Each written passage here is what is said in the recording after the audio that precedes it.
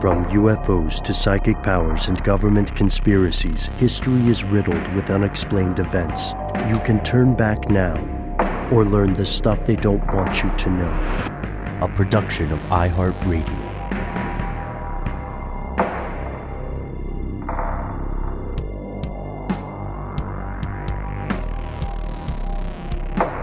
Hello, welcome back to the show. My name is Matt. My name is Noel. They call me Ben. We're joined as always with our super producer, Paul Mission Control Decans. Most importantly, you are here, and that makes this stuff they don't want you to know. Today, we're embarking on a two-part episode, one that travels across time and space from the ancient Middle East all the way to the modern day. Let's start this way without too much introduction. What is the difference between an assassination and a murder? Well, here are the facts. We all kind of know what an assassin is, right? Yes, at least to an extent. We know that an assassin is a murderer, right? In order to assassinate something or someone, you have to murder it or kill it, right? Whereas a typical murderer that is out there might commit homicide, which is taking the life of another human being for any number of reasons. And we have laws on the books to differentiate between those types of homicides and degrees, murders. right? Mm-hmm. Mm-hmm. There's and weirdly enough, just from a linguistic standpoint, the coolest sounding one, manslaughter, is actually less egregious, yeah, exactly. than murder in the first degree. It's something. like, whoops, I hit you with my car. That's manslaughter, right? Mm-hmm. It's a little sexist and outdated term, by the way. I just want to say, put that out there. Human death. Yes, you caused human death. That's good, Matt. So it appears that assassination is a genre of homicide, and that's correct. But why is it a genre? Well, an assassin is defined by their target, their tactics, and their motivations.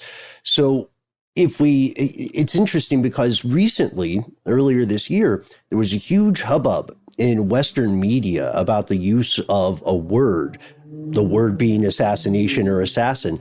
Webster's New World College Dictionary, which NPR uses for their editorial purposes as their kind of guide for how to write reporting, they define an assassin as someone who murders a politically important or prominent person, typically by a surprise attack, usually for some sort of payment or in the service of some sort of ideological belief. And this sounds cold when we look at it this way, because that means that, let's say someone knocks over a gas station in a robbery, they fatally shoot a cashier.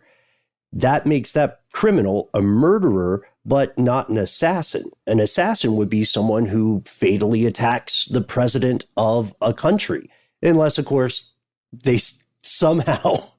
I'm laughing, this is ridiculous. Unless, of course, they somehow accidentally kill the president, which is terrible. Manslaughter, yeah. By like accidentally giving them coronavirus, maybe? Maybe. Yeah. I mean, that person's definitely in for a good talking to. A stiff fine, perhaps, but, is that going to be considered an assassination?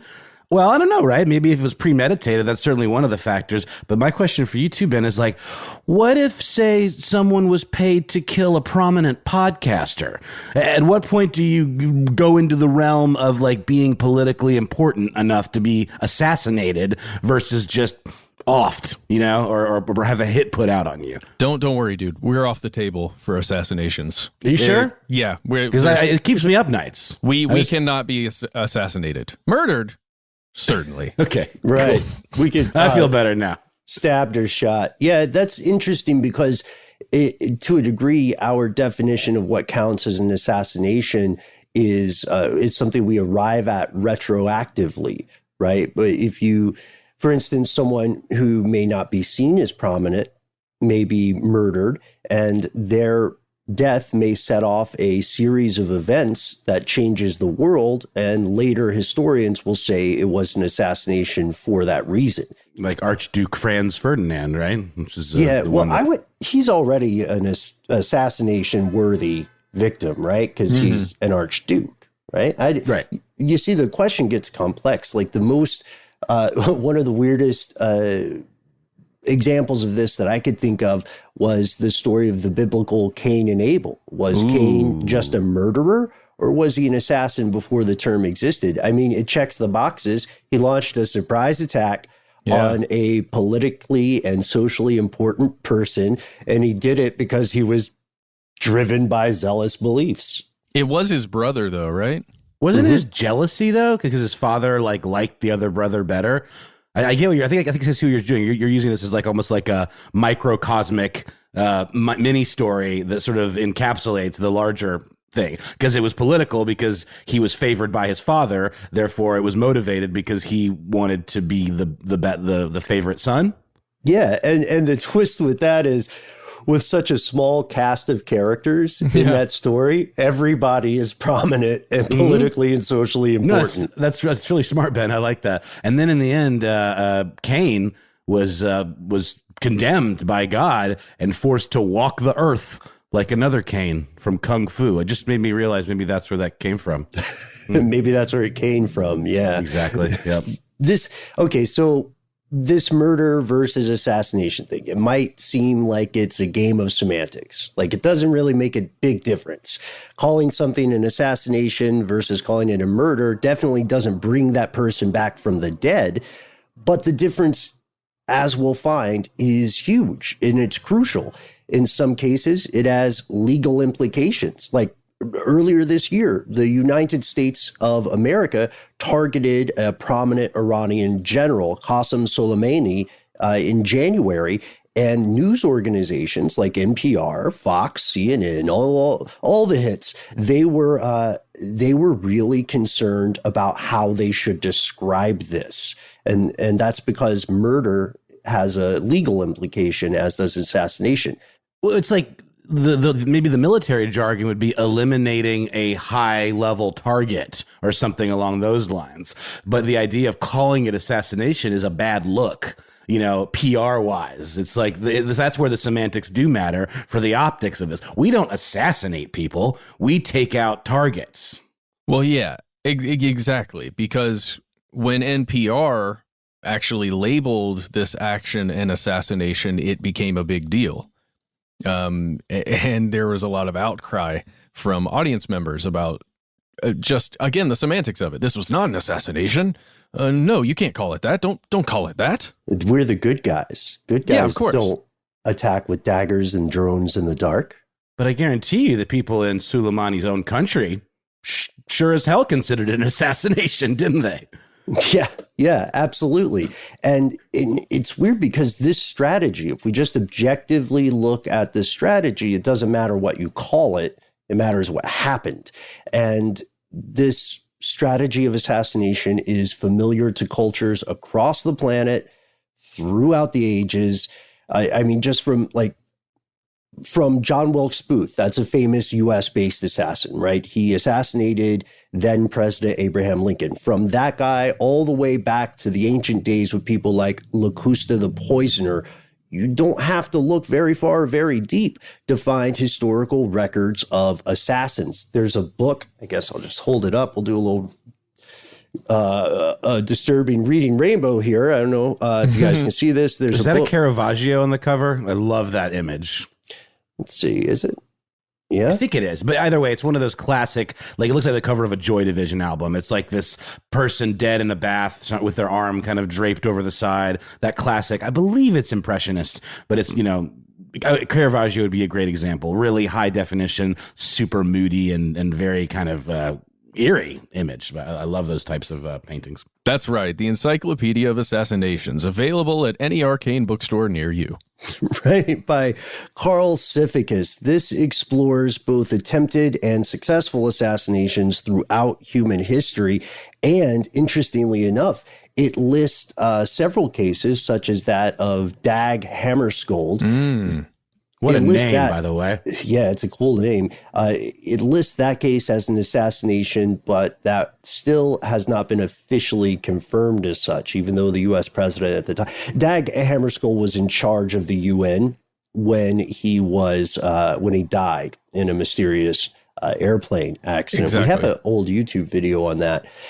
But the point is, this book is pretty old, but these cases of assassination, because of the controversy, they remain very touchy subjects for a long, long time. And so today in the first part of our series, we wanted to ask, where did this come from? Where does the concept of an assassin actually originate? We'll tell you after a word from our sponsor.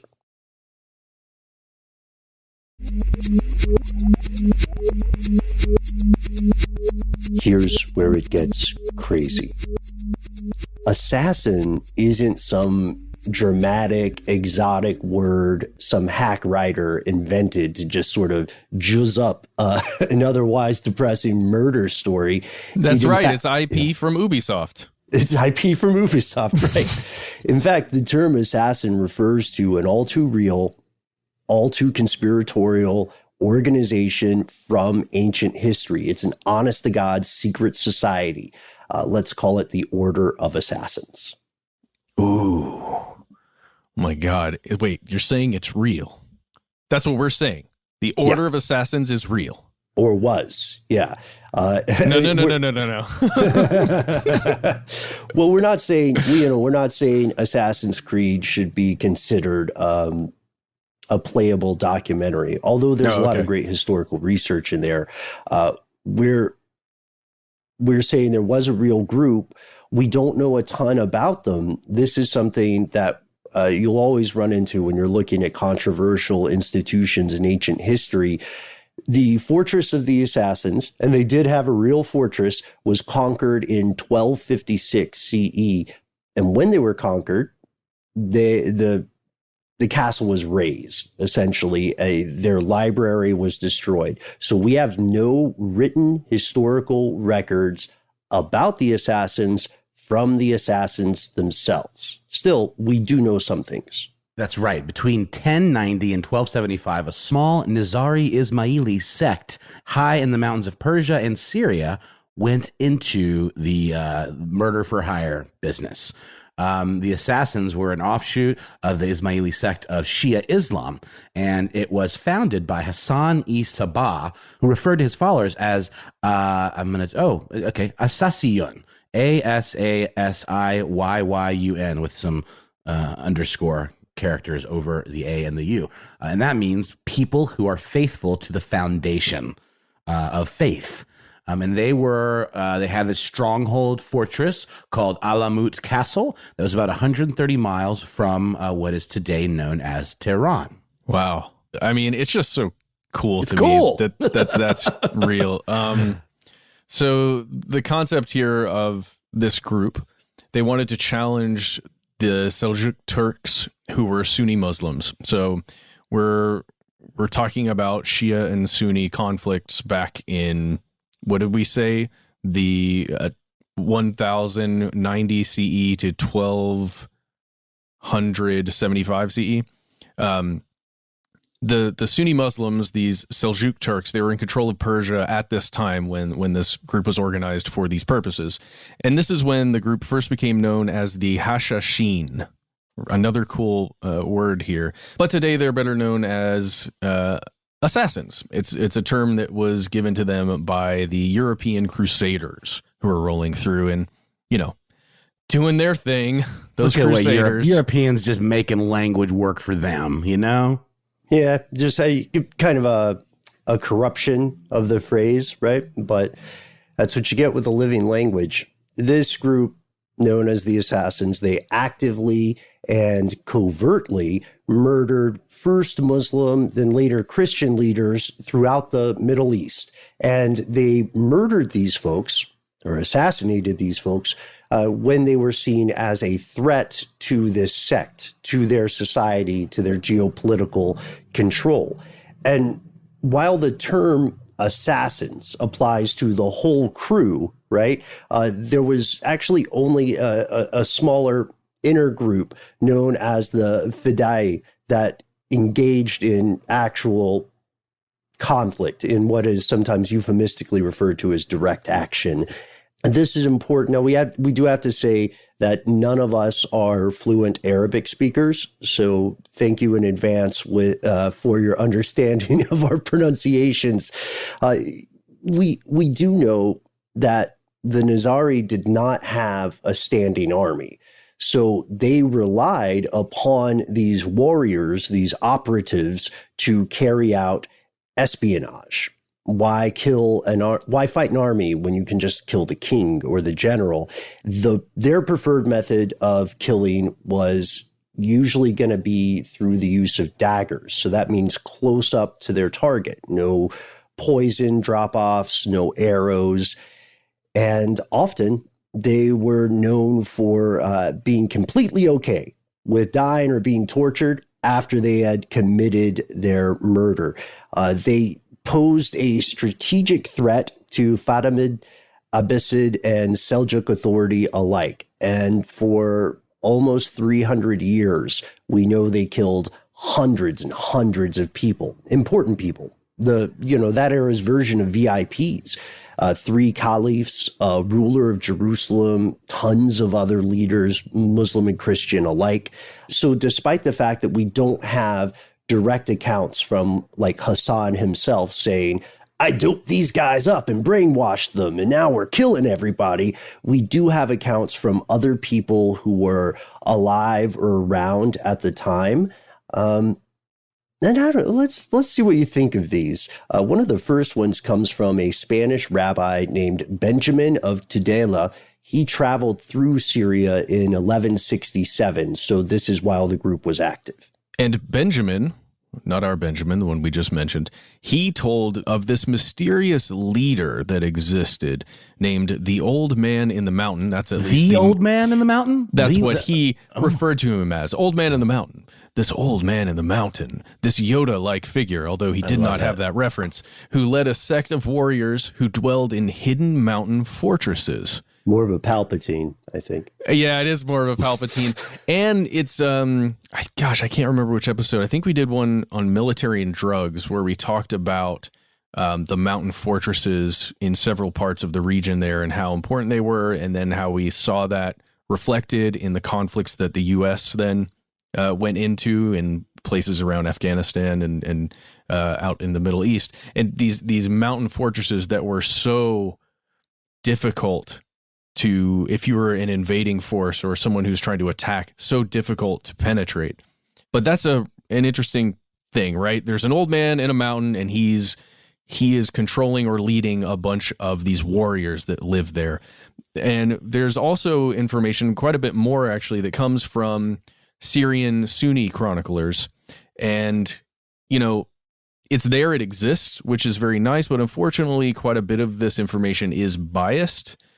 Again, like, you have to remember that there was conflict there between the Shia and the Sunni Muslims, and because of that conflict, the Syrian Sunni population really did hate, or at least some of these prominent writers seem to show anger and hatred in the writing, or at least writing about them from an enemy's perspective, because they were the enemies and they probably did hate them because they did some heinous things. Yeah, they had every reason to hate the assassins.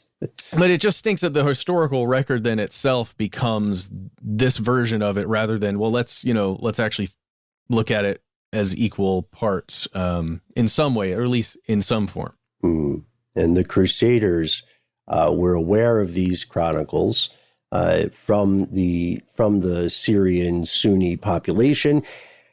They said, look, this is close enough to the truth. Someone's out here killing everybody. So let's just run hog wild with it. Who has time to fact check? That's a problem we have in the modern day. So as a result, we have to treat these stories with skepticism. It's kind of like propaganda you would see against a pope by their successors, or against royalty. A lot of or against any army, warring armies. The propaganda that's produced is intense. So yeah, they're going to say, you can read some of these things in translations thereof and say, okay, this looks like maybe it was designed to entertain an audience, or just to character assassinate the assassins themselves. And they talked about how powerful, how competent these operatives were. But then they also made these pretty crazy claims about how they became so successful. Yeah, and in the 12th century, William II, who was a crusader and the Archbishop of Tyre, believed that this whole old man in the mountain idea was true, and that he commanded this individual as many as 60,000 assassins. And he noted that they would do suicide attacks. They had no regard for their own safety and their own lives. They were seek and destroy, and if they don't make it out alive, so be it. It's all about the target and getting the job done. Of this old man in the mountain figure, William II wrote this, quote, "It is their custom to install their masters and choose their chief, not by hereditary right, but solely by virtue of merit." What a novel idea, by the way. Disdaining any other title of dignity, they call him the elder. The bond of submission and obedience that binds this people to their chief is so strong that there's no task so arduous, difficult, or dangerous that any one of them would not undertake to perform it with the greatest zeal. And, you know, speaking back to the propaganda and the war of words and trying to smear folks, to be taken with a grain of salt, but there were reports about this group that they, God forbid, ate pork and married their sisters. Which were, to unpack that quotation from William II, he's not saying meritocracy is a good thing. He's pointing it out as a criticism. He's implying they're barbaric because they respect people's talents over their genetic lottery or whatever. Is so counterintuitive and fascinating and like a product of the time. You know what I mean? What? Right. They don't have a royal pure bloodline and a lineage descending directly to God, you know, for shame. It's like they hire people based on their skills. They promote them based on their skills. They eat pork and they're sleeping with their siblings. Get them out of here. All three of those things were just terrible. And somehow the people who join up are willing to do things for their leaders. Willing to, right. It's almost like the chance of being promoted makes people better at their jobs. Please don't make that the main takeaway from today's episode. but yeah, you're right. The fact is that this guy noticed these people were not the type of individuals to turn away from a task, even if it meant that they would be killed in completing it or captured and tortured afterwards. In some ways, this was seen as noble in this community. So these rumors are around. It's kind of an urban legend. It's kind of a conspiracy theory, and there's proof in terms of dead bodies of important people that keep showing up at weird times in history. It gets really popular and mischaracterized in Western Europe thanks to one of the best-selling books of the medieval era, The Travels of Marco Polo. This book alone spreads so many claims about the order, and if we read it through the lens of the modern day, it sounds like Marco is telling us the assassins are a cult. There's this idea that the elder, the old man in the mountain, starting with Hassan himself, has been brainwashing his followers, has been doping them with some sort of substance. Again, we don't know the exact nature of that substance, but hashishim, assassins, hashish, the rumor is, or at least what he says in the book, is that the old man of the mountain is giving his followers a drugged potion during their training, right? And this is breaking down the usual human moral qualms with things like assassination. And then before he sets them off on an assassination mission, he gives them some version of this again. So it has a lot in common, if you think about it, with reports of like Manchurian candidates, people who are through systematic psychological tactics and through the ingestion of substance, they're turned into zombies, torpedoes. Here's the deal. Are we saying we think, at least according to that book, we think it might be hashish? Is that and that is cannabis and weed, right? Mm-hmm. It's basically like, it's the stuff that's the sticky crystal stuff that sticks to the outside of cannabis when it's cured. You can shake it off and you essentially make it into, like, you press it and make it into a resinous kind of material that is able to be smoked. So I've heard. But we're saying, or the Travels of Marco Polo is saying that that's the substance that made them in some way become a Manchurian candidate. Like, went out of their minds a bit, and then it's like Reefer Madness. Back, and then, I love it. It's interesting though, because so Hashishim is the nickname for the sect that was used by a lot of its enemies or in casual conversation about this group. And it was believed to have derived from the Arabic word hashish. So naturally, you can see how that didn't come directly from Marco Polo's book. That was already around. But when Marco Polo mentioned this drugged potion, it cemented the image of this order in the zeitgeist of the time. So they were like, these are shadowy, drug-crazed fanatics. They may have powers that the average undrugged human being doesn't have. You know what I mean? And to a degree, psychologically, that might be accurate. But you could say that about any number of groups who institute systemized suicide attacks. Wow. Hey, man, look, we're all the same, but I just got to assassinate you, bro. I'm sorry. Yeah. Here, hit this first. It'll make you way more chill. Exactly. Way more crazed and assassiny. So if this is true, think about it. If this is true, it boggles the mind. How is this not brought up more often, especially during these moral panics? I love that you mentioned Reefer Madness, Noel, because if this is true, it's one of the best PSAs against the use of cannabis in human history, right? Like, smoke a joint and then go kill the king. Turn into a mindless murder machine. Yeah. Right. And I love that rhymes. Thank you. There's a reason. I guess there's one reason that this didn't show up in a lot of PSAs. Well, first, most people wouldn't be familiar with this story. But secondly, it turns out that Marco Polo is the primary propagator for this hash claim. If you look at the sources from the Islamic world, even among the assassins' enemies, even among the Seljuks and the Syrians who hated them, they don't really mention the use of hashish. So maybe a more convincing explanation for that nickname comes from the Egyptian Arabic word hashishin. And that means something totally different. It's a little silly. It means like noisy people or the troublemakers. Wasn't Marco Polo known to be a bit of a exaggerator too, and possibly inventing some stuff just like out of whole cloth to make himself look like more of a badass explorer? Yeah. I mean, yeah, it's true. It's a curated version of reality, right? But a lot of the things he says didn't bear up to scrutiny. Still, it was the best information people had at the time.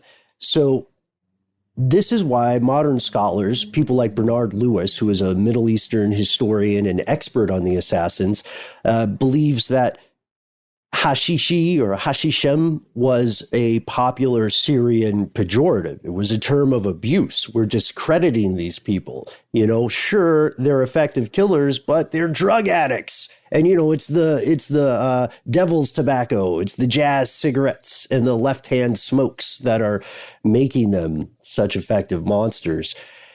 So you can see already that the image people have of assassins in the modern day and the image people had of assassins when they were around kind of became larger than life. They were living legends. There was a lot of disinformation about them, and we can only assume they probably used it to their credit because it's the kind of PR you can't buy.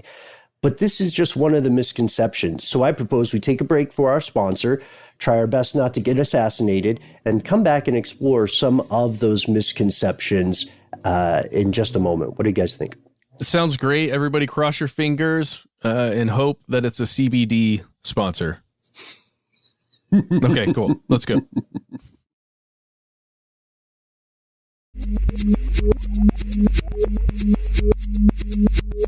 And we've returned. Misconceptions about a group of killers in ancient Persia/Syria. This is the slightly awkward part where we defend their character. We're not saying it was right. I'm here for it. But so a lot of medieval Europeans knew about the order, especially once the Travels of Marco Polo were published. They believed that this group was specifically targeting Christians. So this is fuel to the fire for the Crusades and for other campaigns, right? Now we're fighting to protect good Christian people against this threat.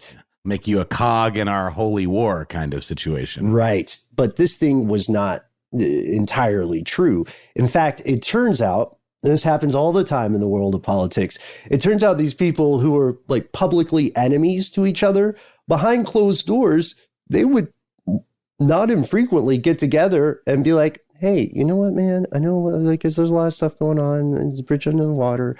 Are you guys high? Don't worry about it. Let's work something out. Maybe we can make an alliance, you know? Well, you know, we're about to talk about something here coming up, which is another part of the misconceptions, but there are some realities that this group faced that makes me wonder if there was use of cannabis or some other drug like that, if it didn't have more to do with their situation and less to do with tactics for battle. It's a bit of a spoiler, but we'll keep going here. No, I think it's foreshadowing, Matt. We wanted to pull one example of times that Christian forces and assassin forces got together, right? In 1251, the King of France, Louis IX, sent some envoys to meet the assassins, to go and find the old man or the elder of the legends. And this meeting, they took the meeting because it suited their diplomatic needs at the time. Otherwise, it seems like the sect they were killing people when they had to or when they wanted to, but they were largely uninterested in Christians, at least at that time. They were primarily focused on all the crazy changes happening in the Muslim world and the events that had shaped them. They were also shaping these events in turn. And that's because of their assassination tactics. Let's go to what you said, Matt, about not just the rumors of drug use, but about how these tactics came to be. It wasn't so much a matter of like religious belief or what is the moral right way to kill someone. It was necessity. It was desperation. Even if you take that 60,000 number in good faith, we have to remember only a few people in the Assassins' Order were actually killing folks. We're actually going out on these missions. Hassan was outgunned and outnumbered the whole time. He was outgunned, outmanned, outnumbered, outplanned? I guess, yes, he was very much so. And he was also, I guess everybody was outgunned at that time. Weren't they mainly using knives? Probably. This is like the knife age, right? Yeah, these guys are using knives. Blades, they're using daggers to kill. Arrows are around, swords are around, but they're they come out of their arms like that. That's how they work. Right. Yeah, they pop out from the wrist. So he knew that there was no way they could wage what we would call like conventional war of the time. They didn't have the numbers. Yeah. Mm-hmm. So he had to resort to being more crafty. And we're talking about some James Bond level here. Guerrilla warfare, espionage, spying, targeted killings, assassinations. There would be sleeper agents that would basically travel in disguise and, pose as members of the community in which they were trying to infiltrate to get a better bead on their targets, and insert themselves into these very important strategic positions so that they could, have the upper hand, right? Yeah. I mean, it may sound familiar. Again, like we just dropped a reference to the Revolutionary War, a version of a telling of the Revolutionary War. But yeah, whenever I think this is a commonality whenever you have a small force that needs to operate effectively. Wasn't Hercules Mulligan a spy? Wasn't that his deal? Mm-hmm. Yeah, I think we're past spoilers on that too, right? Yeah, I think so. Well, that's also. I'm sorry. Don't like Hercules Mulligan's a real guy. Was a spy. Yeah. He's also got fire bars, dude. Really. Yes. Yeah. That was his first love, I think. That and being a tailor, and then third America. But but think about that. We always think of sleeper agents in the context of, I guess, like the Cold War here in the West, right? That was the worry. Deep cover sleeper agents from the U.S. going into the USSR and vice versa. But they existed in these ancient times. These guys would say, okay, we're going to kill this person.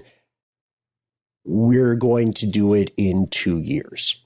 So tonight I'm going to travel with this caravan and I'm going to set up shop and I'm just going to, I'm going to sell trinkets and tchotchkes for a while until the time comes. And that's why I break out my drugged potion, break out my dagger, bada bing, bada boom. Mm-hmm. They did not say bada bing, bada boom. We're pretty confident. Did they say drugs potion though? Because God, I love that phrase. That just sounds like a good time. A drugs potion. We should refer to things as potions more often, right? I know there are probably some craft breweries that use the phrase elixir, but let's bring back potion. Oh, remember Philip Seymour Hoffman's character in the Paul Thomas Anderson movie, The Master? He was really taken by Freddie, Joaquin Phoenix's kind of unhinged, vet character, because he would make this hooch out of rocket fuel and photography chemicals, and this character of Philip Seymour Hoffman's character refers to it as like, give me another taste of that delectable potion. Love it. Or something along those lines. Yeah. Bring back potions. That's okay. So we've mentioned this special corps, the people who are actually doing the assassinations. They're sometimes also known as the Fedayeen. They were very, very effective, and they were very, very selective. The name translates to those who sacrifice themselves. They were drilled to, this is the most mind-blowing part. So they weren't just drilled to accept the possibility of death or the possibility of torture. They were taught to find and eliminate their target and then wait to be discovered and then willingly submit to torture or execution. That's terrible for the individual, but imagine how amazing that is for the order. Yeah, exactly. Setting a precedent that this is what's going to happen. You know who did it, and you don't get any information out of them, and you can torture them until they die. And oh God, how many are there? Wait, there are a lot of them like this? We'll send another one. Yeah, exactly. And a lot of assassination, as we'll see in part 2 of this series, is about sending a message. And that's what they were doing. So we would today consider this a kind of asymmetrical warfare.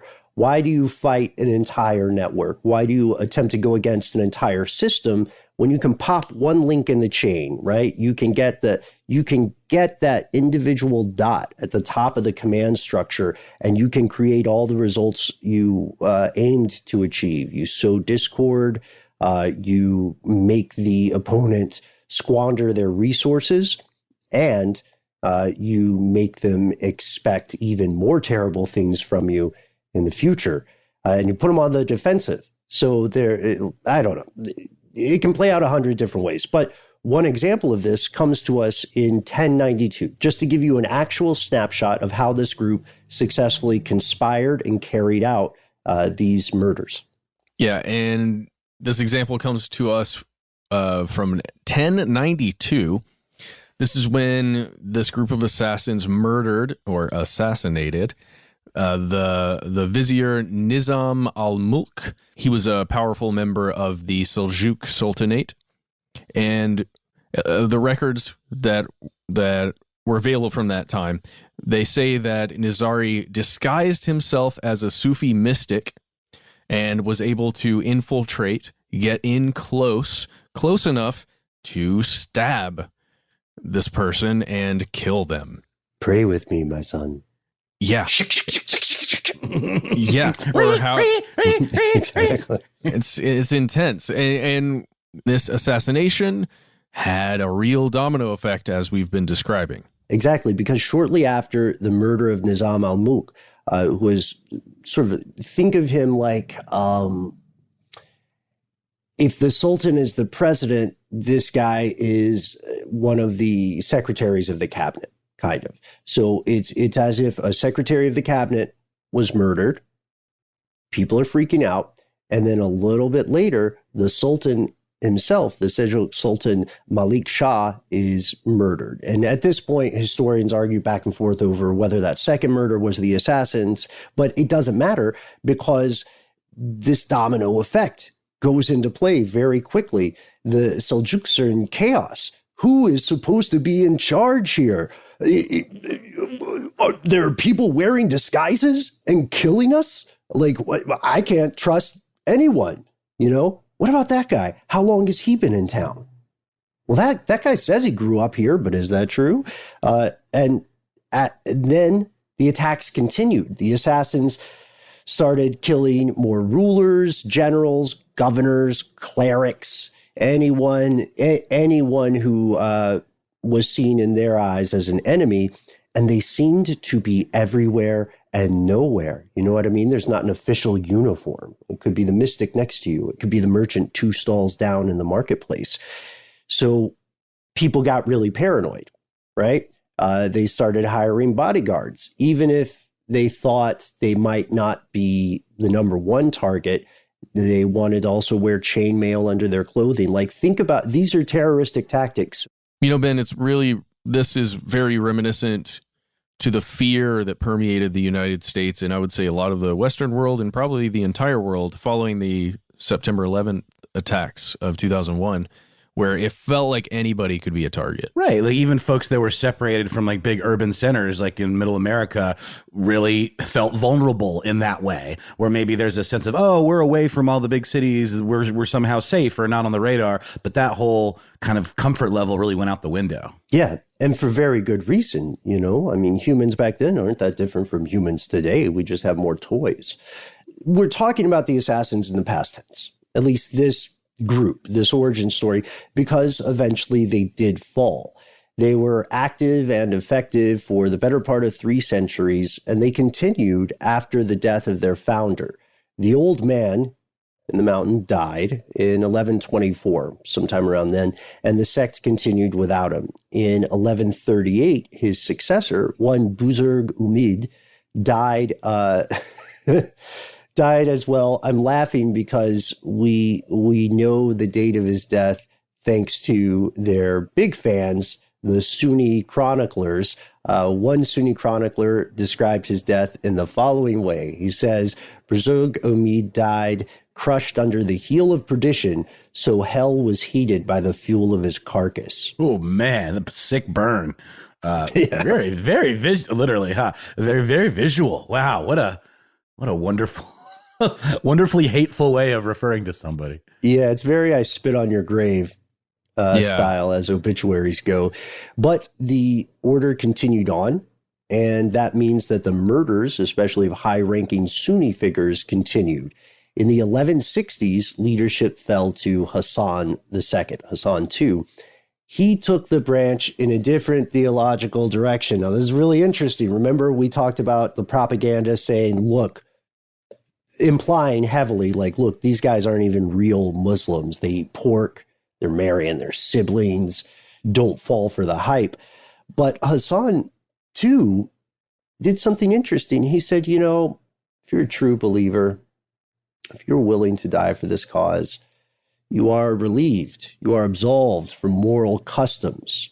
Pray when you can, where you can. If you can't turn in the direction of Mecca, that's fine.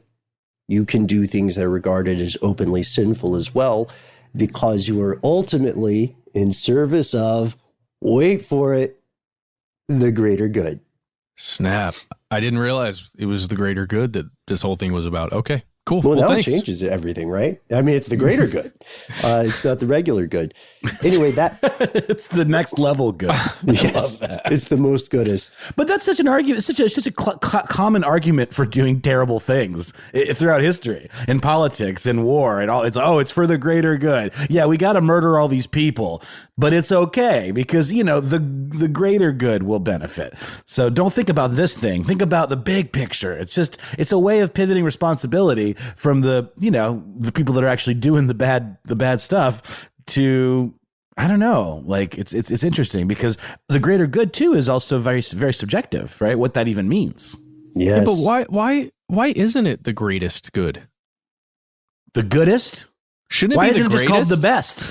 It's for the best. People do say that too, don't they? It's for the best. For the but best. It means something different, doesn't it? For the best just means, well, come see, come saw. That's just the way it went. It was for the best. It's a lie we tell ourselves, which I believe so is the greater good. Yeah, I mean, maybe we should think about it as, we'll just make up a word here. We'll churchify a little. Maybe we should think about it as the goodosity, the speed and direction of a given good, right? Because yes. So, your mileage may vary in terms of what direction you feel is good and what speed you feel is good. That's a weird one, but it is important for this episode. This period, hey, throw some of the rules out of the window. We can cut some corners because ultimately we have to remember we're the good guys. This is probably... But are we the goodest guys? But are we the goodest guys? What's our goodosity? But this probably influenced Marco Polo. As a matter of fact, it certainly influenced what he wrote later. And then Europeans read that, and it didn't matter. Remember, we print retractions in the back of the paper, right? It didn't matter that later the sect went back to a more strict or austere interpretation of Islam. The damage was done. And everybody who didn't like these folks, Christian and Muslim alike, was able to say, well, are they really some sort of religious warriors? They don't even bother following the rules at home, which is a great argument to make. And that's part of why no one came to help in the 13th century when Mongol invaders breached the stronghold. They breached Alamut Castle in 1256, and they put an end to the Nizari, the assassins, at least. At least. That's what we believe. Right. Exactly. Guys, do you have any favorite assassin sects from pop culture, from video games, from movies, TV series, books? Like, I really like the Faceless Men from Game of Thrones. I think that's one of the coolest assassin sects in literature in a lot of ways. I'm wondering if you guys have any other cool references for folks to check out. For me, it's the Elder Scrolls one. Ben, remind me what that is. The Dark Brotherhood. Yeah, Dark Brotherhood. I dig that. Yeah. They're great. They have the same taste in logos as us as well. Mm-hmm. Then there's, of course, the Assassins and Assassin's Creed. They're more of like an anti-hero kind of vibe. And then I would say Faceless Men is great.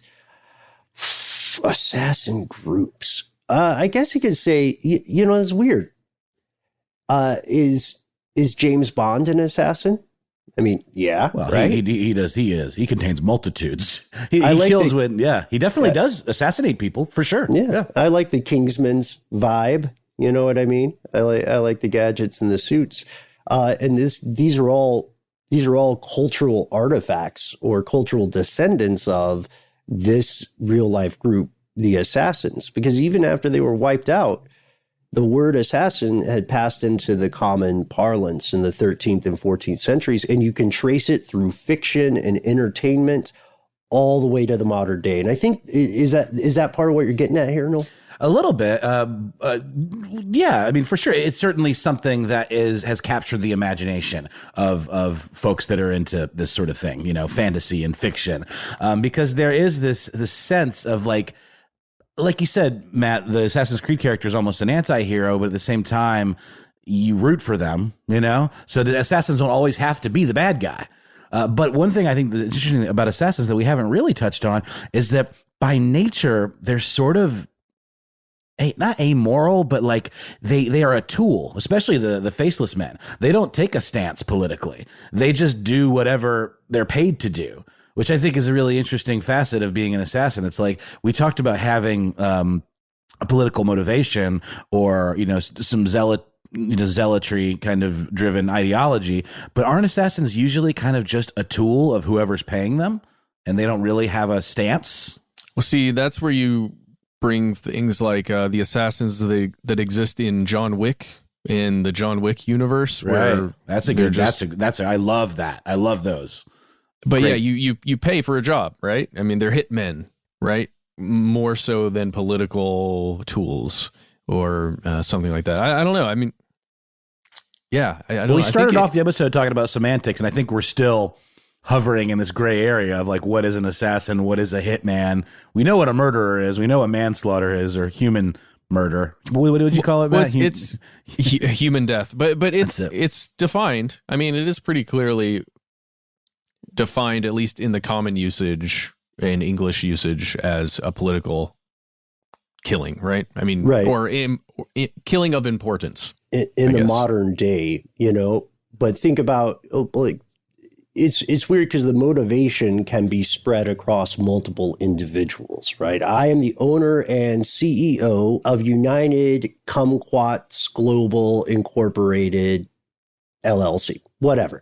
And I am so tired of the government that rules the land where most of my kumquat plantations are. And so I am motivated to kill them and have them replaced with a government that's more pro-kumquat or pro my organization. More sympathetic to the kumquat lobby. Right. And so my motivation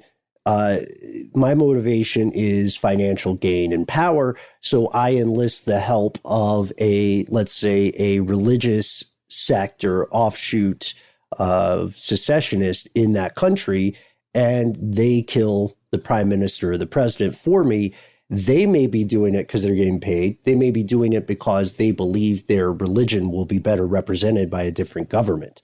So the thing is, at the end of the day, the prime minister is dead and the villains walk away happy. Yeah, and United Kumquat is victorious. I felt uncomfortable every time we said that word. I love it. Isn't that is that a tiny orange? Isn't that what a kumquat is? It's like a little tiny orange. What do you even do with them? Do you just eat them with the skin on and everything? Like, it seems like an awful lot to peel such a tiny fruit. I would imagine you would just pop it right in your mouth. It's like the size of an olive. Yeah. But exactly. It's like it's citral. It looks like an orange in shape and color. I don't know. I just chose it as a memorable word. I love it. No, it's a beautiful word. So could we maybe say that not all hits are assassinations, but all assassinations are hits, perhaps? That's kind of what we said at the top. Okay. Just to leave it with that for my own, clarity. I think this is so fascinating, but I think it's interesting how there's that intersection, because it all depends on the prominence and perhaps the end result, as to whether it qualifies as an assassination. Yeah. And speaking of end results, here we are. We know that the military might of this group, or the assassinatory might of this group, faded over time. But it's important to note the faith itself survived and doesn't have anything to do with assassination. So we want to be very careful not to vilify this religious community. You can find Ismaili in 25 different countries today, at least. Central and South Asia, Africa, the Middle East. The reputation of the group we refer to as assassins nowadays, I think we built a pretty good case. It was founded on some exaggerations by their enemies, right? Some propaganda. But their tactics were effective. And it's strange to realize that such a small group of people could have such a profound impact on history. More importantly, it's disturbing to realize just how much influence and inspiration they gave to their imitators ever since. And that's where we end today's episode. How much of an impact do you think, fellow conspiracy realists, that the assassins had on the world in their time? And how much of that impact, if any, remains with us in the modern day? That's a great question, and can't wait to hear what you all think. This is going to conclude this episode of Assassins. But guess what? There's another one coming. We're going to delve into more modern day assassins. We're going to get closer to the present. Are there still people out there in groups that are specifically designed and operated to commit assassinations? I bet you know the answer to that, at least a little bit. We're going to tell you all about it next episode. In the meantime, write us. Tell us your favorite assassin groups or individuals, lone wolf assassins from pop culture. We'd love to hear all about it. You can find us on the usual social media spots. I think our preferred place on the internet, our happy place, is the Here's Where It Gets Crazy Facebook group. You can join the conversation there. I'm sure this is going to generate some great memes and posts from you and your fellow conspiracy realists. So check that out. Here's Where It Gets Crazy on Facebook. Just name one of anybody involved in the show, some reference to let us know that you're a real human being and you are in. And if you don't care to communicate via social media, unless you use really obtuse means like the Lake City Quiet Pills guys, then go ahead and just give us a phone call. You know, loop Ma Bell into this conversation. Hit us up. We're 1-833-STDWYTK. You've got 3 minutes. You'll just hear a voicemail and it'll set you up. Let us know your thoughts about anything related to this episode, suggestions for a future episode you think your fellow listeners would enjoy, and most importantly, let us know whether or not you are comfortable with us using your name and or voice on air. Don't forget to head over to youtube.com/conspiracy stuff. It's the channel that's been around for many, many a year, and we are uploading videos again with these conversations with our faces. Hopefully you're into that. We think it's okay. It's our Alamut Castle. Yeah. But please subscribe. Let other people know if share that stuff out if you feel inclined. One other thing, if you want to and you feel inclined, please leave a review on Apple Podcasts for this show. It really does help us out. Makes us a little more visible to everybody else. And if you don't want to do any of that stuff, but you still want to connect with us, send us a good old-fashioned email. We are conspiracy@iHeartRadio.com.